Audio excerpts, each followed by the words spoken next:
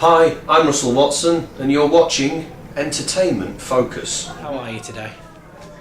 I'm good today. I'm actually feeling very good today. I'm starting to get to that point now where that you always get that sense of, always feel slightly pensive before the release of a record, and in all fairness that's starting to dissipate now. I'm not really feeling that sense of panic and oh my god, is the record going to stick? It's holding up very well in all the pre-release charts, and that's a really good sign, because historically as an artist, because I have a mature audience, they generally don't download music from places like Amazon and so on. So to be seeing my record doing so well in places like Amazon is a real buzz.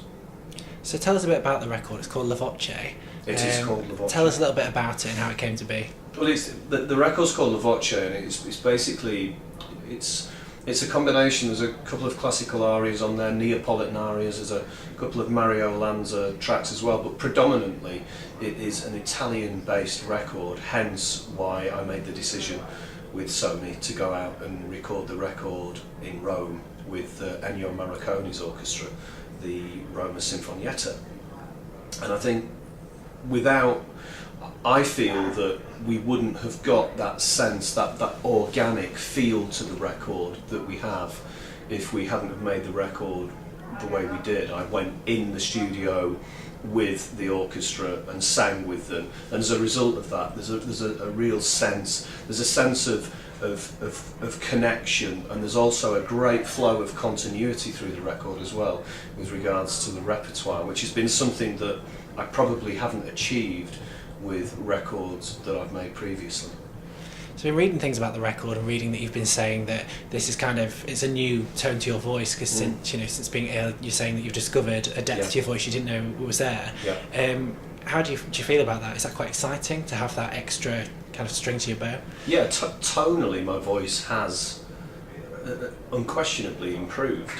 There's a depth now and a nice, rich, thick, woody sound that wasn't there before. But again, I guess like anything, with a bit of age as well comes that depth and that thickness. The vocal cords naturally thicken up as we get older, and so as a result of that our voices get deeper, and it's certainly paying off on the singing front for me. But that's not to say that the high-end stuff has suffered as a result of that, because the higher-end material at the moment feels very relaxed for me. So my A naturals and B flats are feeling very, very strong and very solid, much more solid probably than they've ever felt.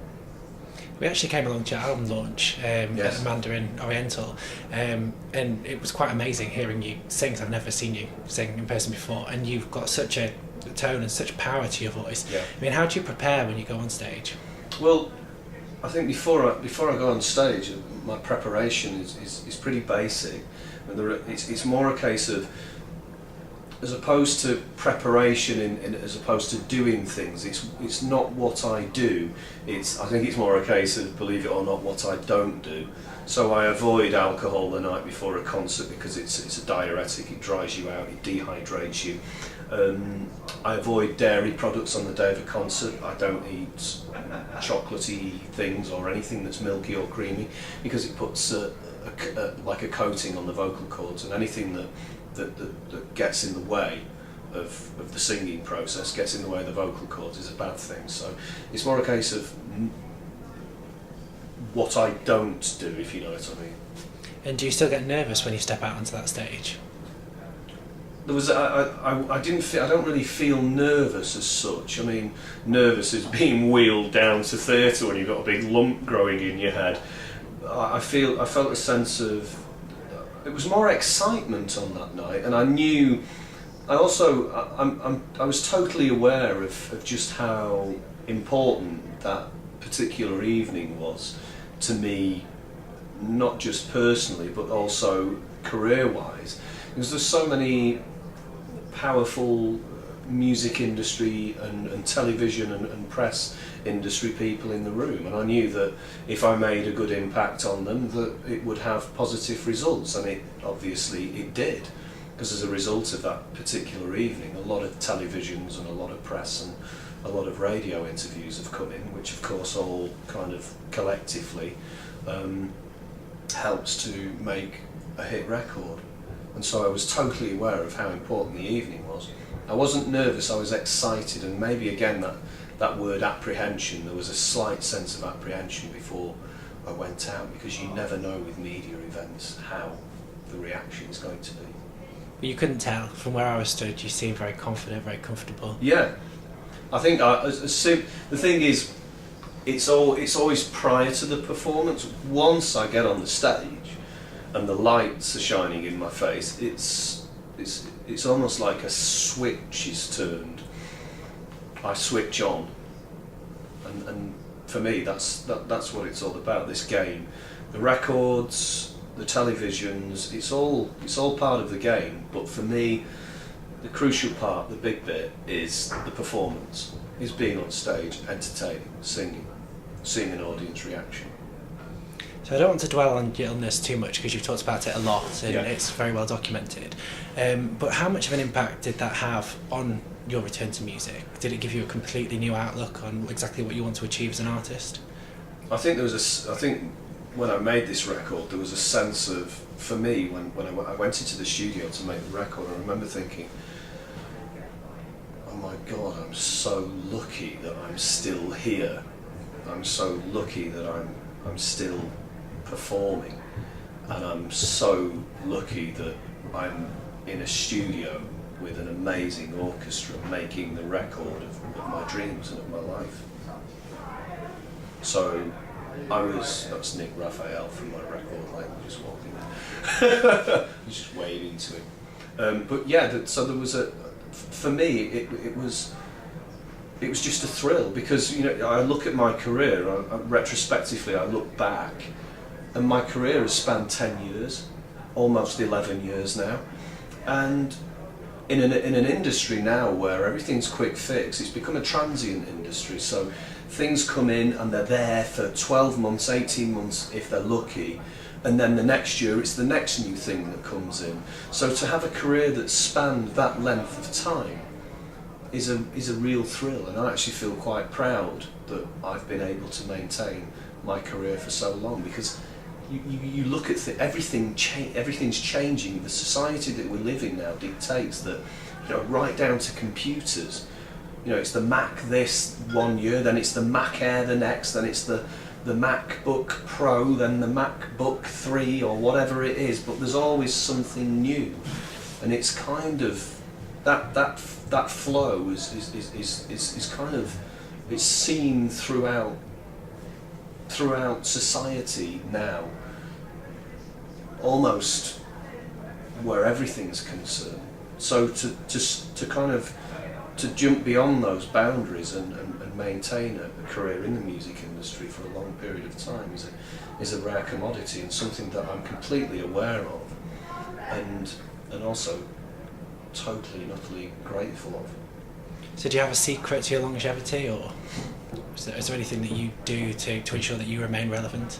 I'd maintain that achieving success in relative terms is easy. Maintaining that success is what's difficult. And I think that there's probably a few reasons as to why I've maintained a career. And the first thing is that I make a connection with the public. So as a result of that connection, the public I endear myself to the public. They seem to like me. And also my story is it's an organic story. It's a real story. It's the kind of story that, if you put down in a book and wrote it down, people would go, yeah, right, that could never happen to anyone, not one single person. So I think as a result of that, I think the whole thing, everything that I've been through with the brain tumours and the throat, coming from the factory floor, the nuts and bolts of the factory floor, to being one of the best-selling classical artists, makes my story interesting, and therefore I think has helped to maintain my career. And also, of course, on top of that, bloody hard work. It is hard work to stay in this game and stay on top. So going back to the record, what is your hope with this record? What do you want to achieve with it? It's a good question actually, and a question that I'm so thrilled that I'm still doing what I'm doing. I'm so thrilled to still be not just singing, but I'm just delighted to still be alive, you know. And that feeling I thought might begin to slowly subside, but it hasn't. I still feel so fortunate and so grateful to just be here and just doing what it is that I love, what I believe I was born to do, and what I really thoroughly enjoy. And as a result of that, the success of the record, I don't know, I don't know. I'm happy with what I can see is happening right now. If the record is an absolute monster, then of course I'll be delighted. If it's, you know, if we get average sales from it, then I'll be delighted with that. I'm just pleased to be here, and it's, for me, it's the thrill of. One thing I'd say about this record is that if the record sells bucket loads, thank God for that. If it doesn't, I still believe this is the best piece of music that I've created. I still believe this is the best record that I've ever made. So if it doesn't sell billions of units, then I still feel that I couldn't have given any more. And as an artist, that's a very good feeling to have. Okay. So last question for you, what are your plans for Christmas as it's fast approaching? Well, my plans for Christmas, because it's going to have been such a rigorous schedule around the release of the record, are to just do nothing, relax, rest with my family, my girlfriend, my kids. I've got friends coming round. I mean, basically Christmas Day I have a packed house, so I'm really looking forward to that. And then just the Christmas period, I am going to spend as much time on my PlayStation 3 as I possibly can. That sounds like a very good plan. And eat turkey and sprouts. Until you're sick of them, of course. Indeed.